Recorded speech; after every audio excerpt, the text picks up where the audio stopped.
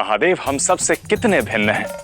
हम सब यहाँ पुष्पों से होली खेलते हैं और महादेव देवों के देव होकर भी शमशान में होली खेलते हैं। शमशान में होली खेलते हैं। शमशान में होली खेलते हैं।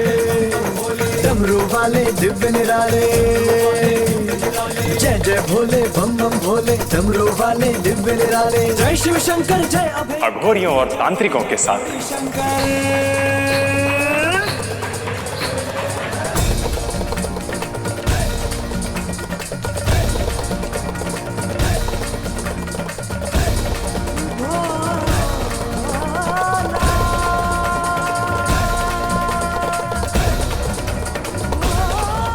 जहां संसार गुलाल के रंगों में रंगा होता है, वहां महादेव भस्म में रमकर होली खेलते हैं। भस्म में रमकर होली खेलते हैं।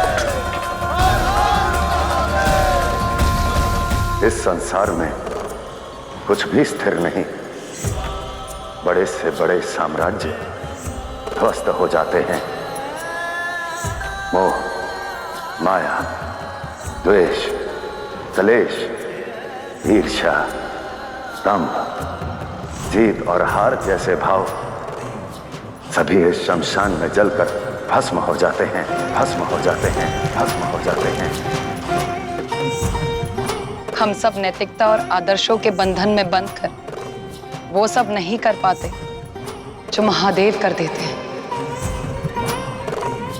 क्योंकि महादेव हर बंधन से मुक्त हैं, इसलिए भस्म में रमते हैं।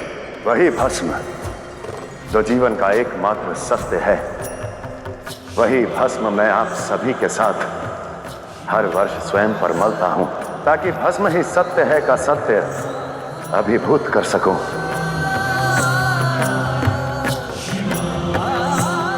इस कार्य में आप सभी मेरा साथ देते हैं हर वर्ष।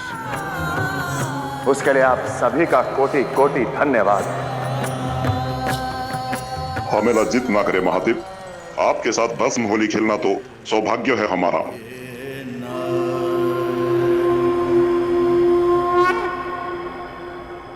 अब हमें आज्ञा दे। हर हर महादेव, हर हर महादेव, हर हर महादेव, हर हर महादेव, हर हर महादेव, हर हर महादेव। चलो पुत्र,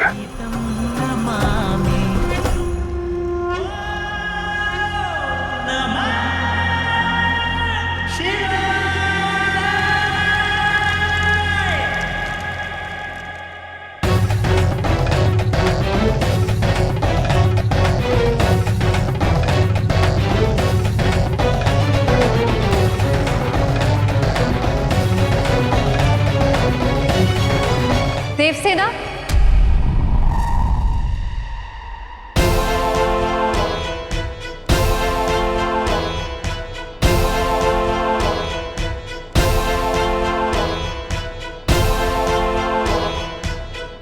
प्रणाम देवी। कहाँ जा रही हो पुत्री? मैं कार्तिकेय से उसकी प्रेम की सत्यता का प्रमाण मांगने जा रही हूँ। प्रमाण मांगने जा रही हूँ। प्रमाण मांगने जा रही हूँ। मुझसे प्रेम कर, मुझे ऐसी अवस्था में छोड़कर स्वयं होली खेलने पर मग्न कैसे हो गया वो? सब जानती हूँ, किंतु इतना नहीं जानती कि स्त्री का शमशान में जाना वर्जित है। और कार्तिकेय से जो प्रश्न तुम करने जा रही हो, उसका उत्तर वही है जो महादेव ने तुम्हारे पिता इंद्रदेव को दिया था। कैसा उत्तर देवी?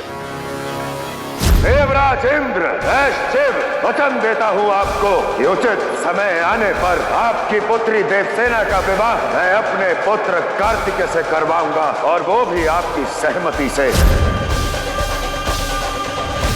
तुम हमारे घर की बहू अवश्य बनोगी, कार्तिकेय की पत्नी अवश्य बनोगी, कार्तिकेय की पत्नी अवश्य बनोगी, कार्तिकेय की पत्नी अवश्य बनोगी,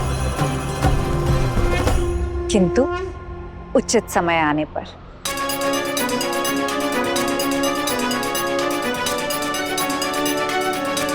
नहीं, मुझे किसी पे विश्वास नहीं।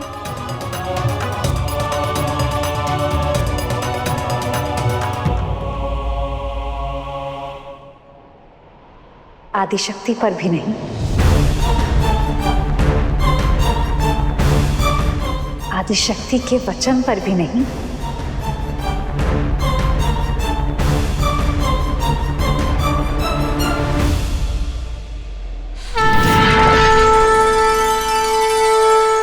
देवसेना, और केवल शिव और शक्ति ही नहीं, हम समस्त देवगण आपको यह वचन देते हैं कि आपका विवाह कार्तिकेय से अवश्य होगा। कार्तिकेय से अवश्य होगा। कार्तिकेय से अवश्य होगा।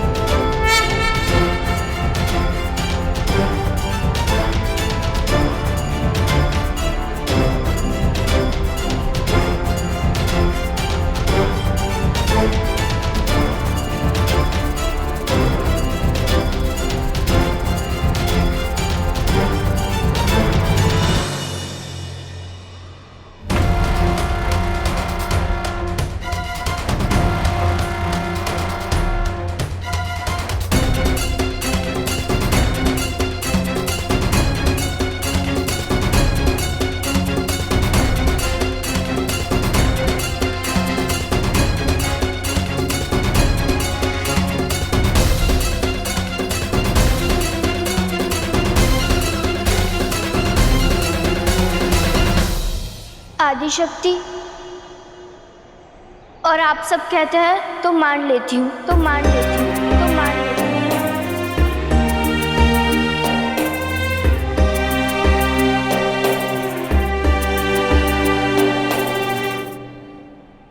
असंभव, असंभव। कार्तिक और देवसेना दोनों ही मेरे प्रभाव से कैसे बच सकते हैं? ममता की शक्ति से, जो आपके वक्र दृष्टि के आड़े आ गई, जिसने आपका प्रभाव समाप्त तो नहीं किया किंतु क्षीण अवश्य कर दिया, किंतु क्षीण अवश्य कर दिया। ग्रह चाहे कितना भी शक्तिशाली हो, उसके पूर्ण विध्वंस को रोकने का कोई ना कोई उपाय अवश्य होता ही है। मौन, अन्यथा अपनी क्रोधाग्नि से मैं आपको भस्म कर दूंगा, भस्म कर दूंगा, भस्म कर दूंगा। यदि आपको अपना जीवन प्रिय है तो चले जाइए यहां से। सत्य मौन हो सकता है किंतु चिंतित नहीं। चिंता अपने जीवन की कीजिए शनिदेव, क्योंकि महादेव ने अपने पुत्र की रक्षा कर ली है। अब बारी आपको दंडित करने की है।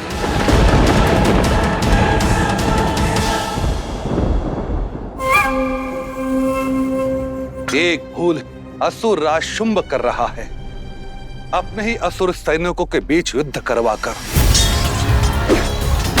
और दूसरी आप अपनी शक्ति स्थापित करने हेतु आप देवों के देव से भिड़ रहे हैं।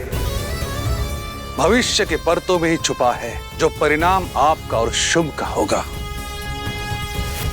परिणाम की चिंता शनि नहीं, जिन पर शनि की वक्र दृष्टि पड़ती है वो करते हैं। रही बात महादेव के परिवार की, तो उनका परिणाम आज नहीं तो कल सामने आ ही जाएगा। किंतु हाँ गुरुदेव, आज के बाद मुझे सुझाव देने से पहले एक बार अवश्य सोच लीजिएगा। कहीं ऐसा ना हो कि अगली बार मेरी वक्र दृष्टि आप पर पड़ जाए।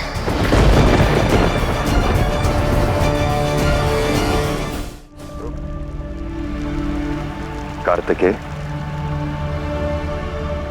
तुम चलो पुत्र, मैं आता हूं।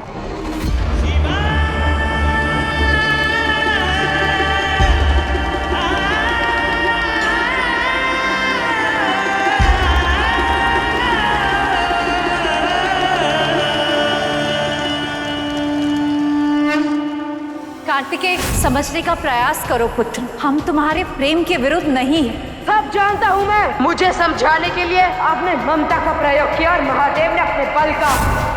रुको कार्तिकेय, रुको कार्तिकेय, रुको कार्तिकेय।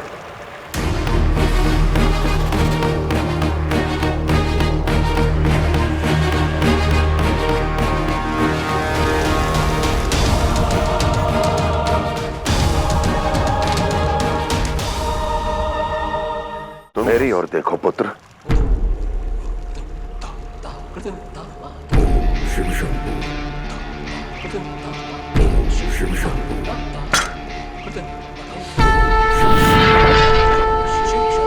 नहीं, मेरी ओर देखो कार्तिकेय।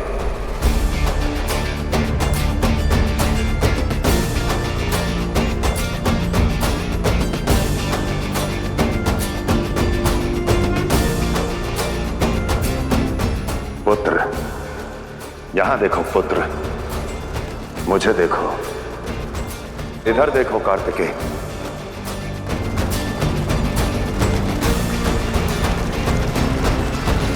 इसमें क्या उद्देश्य है, बताइए महादेव।